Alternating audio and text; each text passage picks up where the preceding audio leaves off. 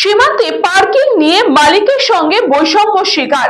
প্রতিবাদে বসিরহাট ঘোচাডাঙ্গা সীমান্তে বাণিজ্য বন্ধ করে প্রতিবাদ বিক্ষোভ।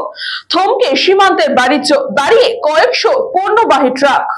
এশিয়ার দ্বিতীয় বৃহত্তম স্থলবন্দর উত্তর 24 পরগনার বসিরহাট মহকুমার ভারত বাংলাদেশ ঘোচাডাঙ্গা সীমান্ত, যেখানে প্রতিদিন 300 থেকে 400 ট্রাক দেশের বিভিন্ন রাজ্য থেকে এই সীমান্ত দিয়ে বাংলাদেশে যায়। 25 বছর হয়ে গেছে, এখনো পর্যন্ত এই সীমান্তে কোনো সরকারি পার্কিং নেই। 84টা বেসরকারি পার্কিং রয়েছে। কেউ মালিকের কাছ থেকে জমি লিজ নিয়ে করেছেন, আবার কেউ নিজের জমিতে পার্কিং জোন করে নিজেরাই ব্যবসা করেন। কিন্তু রাজ্যের অন্যান্য সীমান্ত বর্ডার, বিশেষ করে মালদা মহাদেবপুর সীমান্তে, যেখানে 24 ঘন্টা পার্কিং চার্জ 800 টাকা নির্ধারিত সময় পেরিয়ে গেলে ঘন্টা প্রতি 200 টাকা অতিরিক্ত চার্জ নেওয়া হয়। সেখানে ঘোচাডাঙ্গা সীমান্তে অর্ধেক, অর্থাৎ 400 টাকা। পাশাপাশি 16 আগস্ট 2022-এ রাজ্যের সুবিধা পোর্টালে ঘোচাডাঙ্গা পার্কিং ওনার ওয়েলফেয়ার অ্যাসোসিয়েশন তাদের পার্কিং এর নাম নথিভুক্ত করেছিল। সেই সময় বলা হয়েছিল একটি পার্কিং চার্জ বাবদ টাকা জমা নেওয়া হচ্ছে, সেগুলো আবার নির্ধারিত পার্কিং মালিকের অ্যাকাউন্টে পৌঁছে যাবে। প্রায় 3 বছর অতিক্রম হয়ে গেছে, আজও প্রায় 41 লক্ষ টাকা পার্কিং মালিকরা পাননি। সীমান্ত 295 বিঘার উপর মোট 84টা বেসরকারি পার্কিং রয়েছে। এর সঙ্গে জড়িত মালিক কর্মচারীরা বলে আন্দোলন করেছেন। পাশাপাশি পরোক্ষভাবে 4000 মানুষ এই জীবিকার মধ্যে জড়িত দীর্ঘ 3 দিন ধরে। যেমন একদিকে তারা সুবিধা পোর্টালে জমানো অর্থ পাচ্ছেন না, তার জন্য ইতিমধ্যেই রাজ্যের মুখ্যমন্ত্রী মমতা বন্দ্যোপাধ্যায়কে বিস্তারিত জানিয়েছেন। অন্যদিকে কেন্দ্রীয় স্বরাষ্ট্রমন্ত্রী অমিত শাহ এর দপ্তরে তারা বাইপোস্টে পুরো বিষয়টা জানিয়েছেন। তার দপ্তরে এছাড়াও জেলা শাসক, মহকুমা শাসক সহ প্রশাসনিক কর্তাদের একাধিকবার জানিয়েও কোনো ফল হয়নি। তাই বাধ্য হয়ে 84 জন পার্কিং মালিক কর্মচারী সহ 2 শতাধিক ব্যবসায়ী ভারত বাংলাদেশ ঘোচাডাঙ্গা সীমান্তের চেকপোস্টে তারা চেয়ার মাইক বেঁধে ফেস্টুন লাগিয়ে অবরোধ বিক্ষোভ শুরু করেছেন। ঘটনাস্থলে বসিরহাট থানা গিয়েছে ঘোচাডাঙ্গা পার্কিং ওনার্স ওয়েলফেয়ার অ্যাসোসিয়েশনের সভাপতি নিত্যানন্দ মণ্ডল, সম্পাদক রফিকুল ইসলাম ও মিহির ঘোষরা জানান, রাজ্যে বিভিন্ন সরকারি সীমান্তে পার্কিং রয়েছে, যেখানে আমরা সম্পূর্ণ গত 25 বছর ধরে বেসরকারি পার্কিং নিজেরাই চালাচ্ছি। সেখানে আমরা অন্যান্য সীমান্তের থেকে বৈষম্যের শিকার হচ্ছে সীমান্তের পার্কিং মালিকরা, আমাদের ন্যায্য পাওনা থেকে বঞ্চিত হচ্ছে। অন্যদিকে এর সঙ্গে যুক্ত থাকা তারা বিভিন্ন সময় পরিষেবা দিয়ে যাচ্ছেন। বিশেষ করে সীমান্তে পার্কিং এর নজরদারি চালাতে গিয়ে আমাদের খুব সমস্যা হচ্ছে। এই কর্মসংস্থানের সঙ্গে প্রায় 4000 মানুষ যুক্ত, যারা প্রতিদিন রুজি রোজগারের থেকে হয়।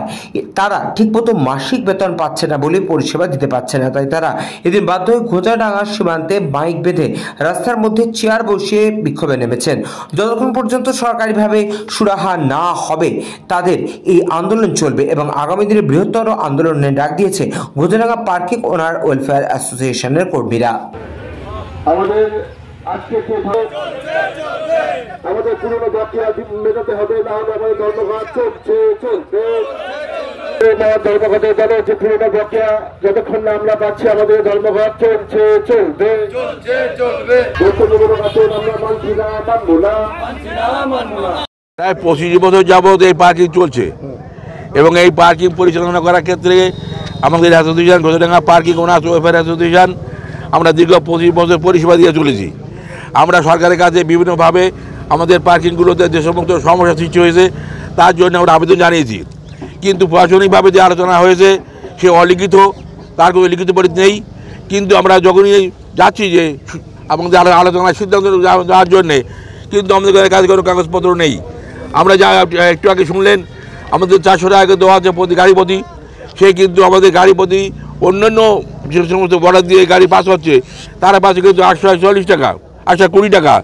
আমাদের প্রশ্ন হলো, আমাদের দীর্ঘদিন ধরে এই সোলারটা চালু হয়েছিল 16/8/2022 টোটাল। তো 16/8/2022 থেকে আজ পর্যন্ত যে টাকা সরকারের কাছে আমরা পাবো তার সাধারণ মূল্য হয়েছিল 41 লক্ষ কয়েক হাজার টাকা।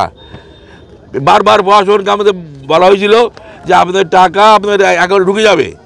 আমরা বারবার সেই টাকা পাওয়ার জন্যে এবং সমস্ত পার্কিং মালিকদের কাছে আশ্বস্ত করেছি আমরা যে এই টাকাটা পেলে সবাইকে ভাগ করে দেওয়া হবে। 41 লক্ষ টাকা কোথায় গেল? সেই টাকার কোনো অংশ আমরা পেলাম না কেন? এই যে বৈষম্যমূলক ব্যবহার আমরা কোনো মতো বদলাতে করবো না। চাইছি মেদিনীপুর বর্ডারের যে সিস্টেম আছে সেই সিস্টেম অনুযায়ী আমাদের পার্কিংটা চলুক। আর আমরা কোনো 24 ঘন্টায় একটাই পার্কিং নেবো, আমরা কোনো সময় বাড়তি সময় দিতে পারবো না। 24 ঘন্টা পরে যদি সময় বাড়ে আমাদের পার্কিং বাড়তি দিতে হবে। আর আমাদের বকেয়া টাকা দেওয়ার কিছু কথা ছিল, সেই টাকাটা আমরা এখনো পাইনি। প্রশাসন আমাদের বারবার বলছে পাবে পাবে পাবে, প্রায় 30 মাস হয়ে গেল আমরা কোনো টাকা কিন্তু পাইনি। সুবিধা পোর্টালকে জানিয়েছি, আমাদের আইসির মাধ্যমে জানিয়েছি, এসপির মাধ্যমে জানিয়েছি, আমাদের চিঠি করা আছে, সব কপি আমাদের কাছে আছে। সেটা রিটার্ন আসছে না। আমাদের কোনো ফিডব্যাক পাইনি এখনো কোনো। নবান্নকে জানিয়েছেন? আমরা সব চিঠির মাধ্যমে জানিয়েছি, সবাইকে জানিয়েছি, কিন্তু আমরা কোনো ফিডব্যাক পাইনি। কোথায় জানিয়েছেন? ব্যুরো রিপোর্ট, নিউজ বঙ্গ টাইম।